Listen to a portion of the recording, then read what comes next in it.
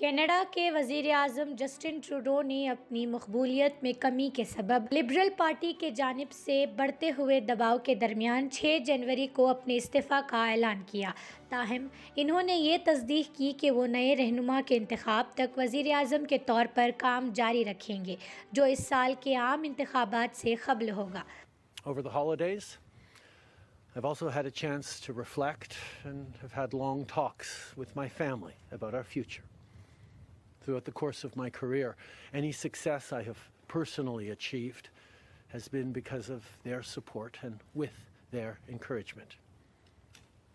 So last night over dinner, I told my kids about the decision that I'm sharing with you today. I intend to resign as party leader, as Prime Minister, after the party selects its next leader through a robust, nationwide, competitive process. Last night, I asked the President of the Liberal Party to begin that process. This country deserves a real choice in the next election, and it has become clear to me that if I'm having to fight internal battles, I cannot be the best option in that election.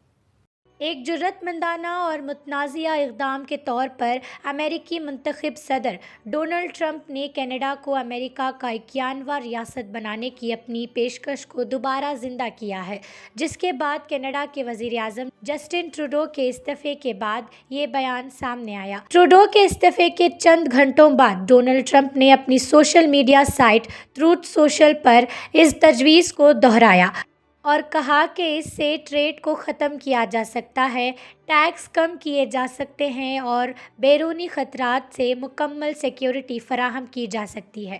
Canadian حکام کی جانب سے اس پیشکش پر خاموشی اختیار کی گئی ہے، لیکن ٹرمپ نے اپنی تقریر میں کینیڈین درآمدات پر 25% ٹیرف عائد کرنے کی دھمکی بھی دی ہے اگر سرحد پر غیر قانونی اشیاء اور امیگرینٹس کی آمد کو روکنے کے لیے اقدامات نہ کیے گئے۔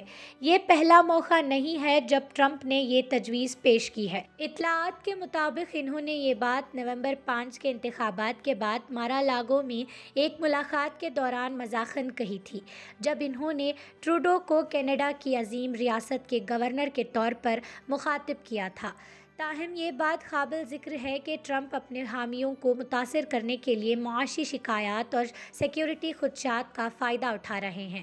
جیسے ہی دنیا اس غیر معمولی پیش رفت کو دیکھ رہی ہے، یہ دیکھنا باقی ہے کہ کینیڈین قیادت اور عوام اس پر کس طرح رد عمل ظاہر کرتی ہے، خاص طور پر جب عام انتخابات قریب ہیں۔ ڈونلڈ ٹرمپ نے جسٹن ٹروڈو کے استعفے کے بعد کینیڈا کو امریکہ کا 51واں ریاست بنانے کی تجویز کو دوبارہ زندہ کر کے تنازع کو ہوا دی ہے۔ اس جرأت مندانہ بیان نے ٹریڈ، سرحدی سیکیورٹی اور خود مختاری پر مباحثے کو جنم دیا ہے۔ کینیڈا کے عام انتخابات کے قریب آنے کے ساتھ ملک ایک اہم موڑ پر پہنچ چکا ہے۔ اس تجویز سے امریکہ کینیڈا تعلق اور عالمی سیاسی منظرنامے پر کیا اثر پڑے گا؟